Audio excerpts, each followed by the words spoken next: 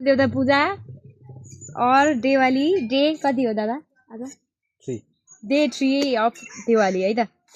हामी चाहिँ वहाँ बाजा बजाउने दाइहरूलाई खाना प्रिपेरेसन गर्दैछौँ दादा मेरो दादा शेखर दादा अनि म सीमा है मैले कराई बसालाई चाहिँ उता ठुलो कराई म देखाउँछु है त ओके यहाँ चाहिँ मैले आलु हालिसक्यो है अब मैले प्याज हाल्दैछु ठ्याक्कै प्याज पनि हाल्यो अब यो काउली र यो बोडी चाहिँ मिक्स गर्नु पर्यो है अब म पकाउँदैछु खाना खाने दाइहरू आइसक्नु भएको छ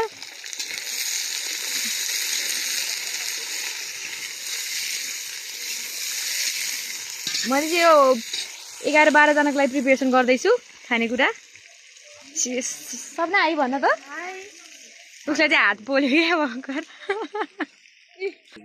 आज बढी हात पोलेछ उसको अनि सिल गार्डको चाहिँ काम गर्ने चाहिँ नुन हो यतापट्टि अनि नुन लगाइरहेछ चिनी आमाले नयाँ दे आमाले जे पाइदियो आमा नुन लाउने हो त अनि हाम्रो यहाँ चाहिँ यस्तो पानी पर्दाखेरि छाता छ अनि यहाँ बसालेछ छिटो आइज भनिसक्नु भयो आमाले है अब म चाहिँ सबै प्रिपेरेसन गर्छु अनि खाना खाने दाइहरू चाहिँ ऊ त्यहाँ आगो बालेर ताप्दै हुनुहुन्छ ऊ आऊ देख्नु पनि ऊ त्यहाँ ऊ आऊ ऊ त्यहाँनिर ठ्याक्कै खाना पकाउने दाइहरू हुनुहुन्छ अनि म खाना बनाउँदैछु है त अनि अस्ति ल्याएको फुलको बिरुवा चाहिँ यत्रो भएछ है ठुलो भएछ अनि म चाहिँ यहाँ पकाउँदैछु भित्र पकाउन चाहिँ अलिक बढी धुवा हुन्छ नि त अब ग्यासमा पकाउँदा नि हुन्थ्यो अनि अब ठुलो दाउरा धेरै हालेर पकाउनु पर्छ कि मलाई चाहिँ यसरी छिटो छिटो हुन्छ कि यसै छिटो छिटो हिट पुग्छ नि त अनि कुक भइरहेछ म कुकिङ गर्दैछु अनि त्यस्तै छ है अब डे 3 भयो के अरे अब हाम्रो भोलि चाहिँ फाइनल डे हो होइन भोलि चाहिँ अलिक ठुलो हुन्छ आज चाहिँ त्यस्तै छ आफ्नो सो लङ है मैले कति दिन भयो भ्लग नहालेँ कति दिन भयो साँच्ची 1 विक भयो होला 1 विक 2 विक ओके मैले चाहिँ बाबु चाहिँ काठमाडौँमै छोडेर आएको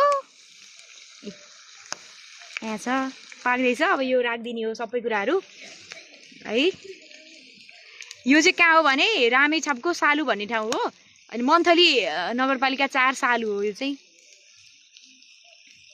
पकाउँदैछु बनेपछि देखाउँछु है त्यसलाई चाहिँ सकि नसकि पिल गर्दै होइसिन्छ आलु पिलरले है एकदम मेरो दाइ ल ल मेरो दादा हो ल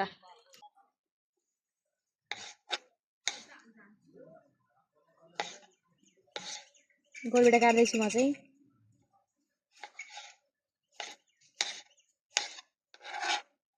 तरकारीमा हाल्नलाई कस्तो पानी परेर कस्तो डिस्टर्ब भयो कि कस्तो पानी परेको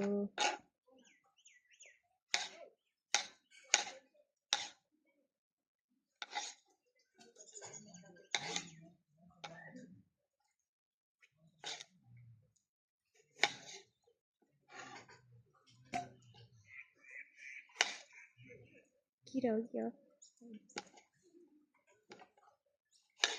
ढिला भइसक्यो पानी परेर आगो बाहिर बसालेँ अब पानी परिरहेछ माथिबाट तलबाट म पकाइरहेको छु सक्यो तारेर गाउँ तिम्रो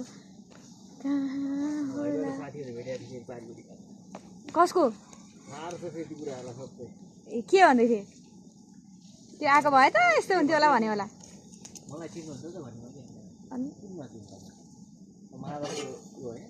ए उता हो मामा घरको हजुरबा चिनेको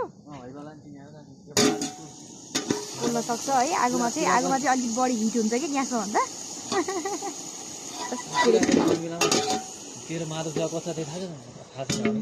लास्ट आएको रहेछ दाइ त्यो छ नि टाउको उदाहरण थाहा छ टाउको भित्रलाई चाहिँ काटकुटबाट छाएर मात्रै बाहिर निस्किन्छ टाउको के खुट्टा उसको अहिले मात्रै त्यस्तो भयो मलाई भन्छ त्यस्तो पनि थाहा रहेछ भाइबाले बुङ्गुरको मासु खुवाएर फकायो मम्मीले म त पाक्दैछ बन्दैछ है खसीको मासु ल्याएर आउँछु भनेर भनेर बुङ्गुरको मासु ल्याएर खुवाइदिएर अहिले ड्याडीको हातमा आउनु होला दिन के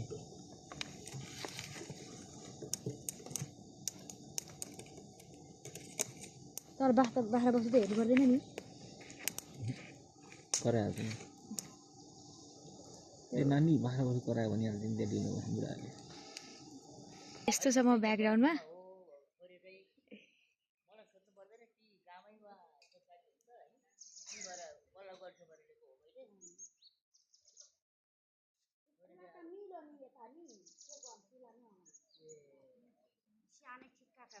कतै पाइएन भने आउनु फेरि 1-2 हप्तामा कहिले हुन्छ चिया खाएर जानु न त बनाऊ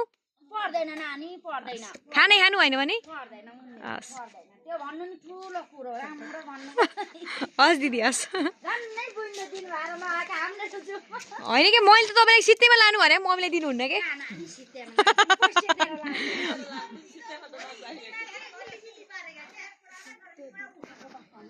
पार्दै हुनुहुन्छ यी यहाँ आमा यो कति निकाल्नु भयो यति निकाल्नु भएछ आमाले ल एक आमाले 15 मिनटमा पारिदिइसक्नु भयो यति छिटो पारिदिनु भएछ कि ल यति मात्रै छ यी ल यत्रो धेरै छ बनाउनु भएछ एक्सर्साइज चाहिँ मजाले पुग्यो आमा आजलाई है होइन म पार्छु मैले ल नरिसा छोरी मैले देखेर मेरो दादाले चाहिँ कफी बनाइदिनु भएछ काम गरेर हात पोलेकी थिएँ है त मुख पनि यस्तो भएको छ यसको पोल्यो भन्दैमा काम गर्न मिल्दैन तर काम त गर्नै पर्छ है यस्तो हातमा लागेछ बोकाको मासु पकाउनु पर्छ फेरि भोलि यत्रो बोका छ कान पनि यत्रो यत्रो छ अहिले जाउँ ल बोकाको थलामा बोका नि बाने छ भोलि गइहाल्छ त्यो बोका दुईटा एउटाले पुगिहाल्छ नि हैन ड्याडीले भित्र मेरोबाट एउटा आयो भन्नु थियो खोइ के यहाँ के भने तिजले त्यस्तै लाग्यो मागेका छन् त्यही सवालमा एउटैमा मिलाउनु भनिदिनुपर्छ खोइ के हो यस्तो छ मम्मीलाई भन्नु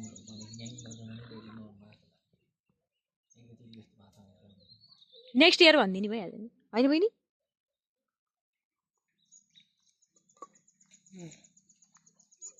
यहाँ दुईटा ढाले हैन तरकारीको लुक्स हेरौँ है ल गोबेडा गयो गराइन ल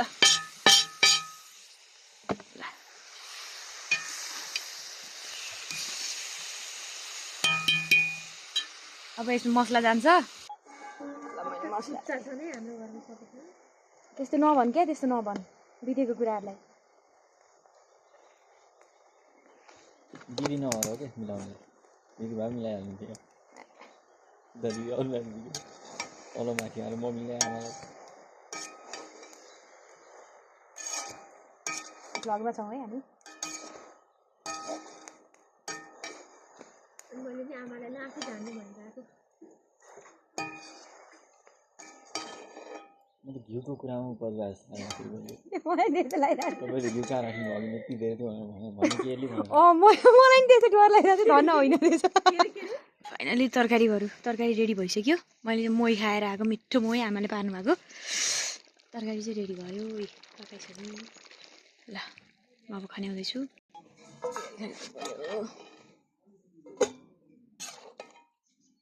कस्तो भयो है थाहा छैन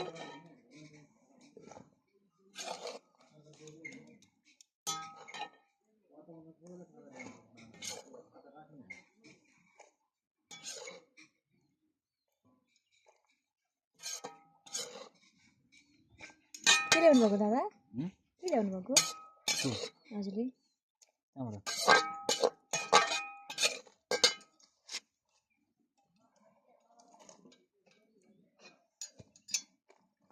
तरकारी इज रेडी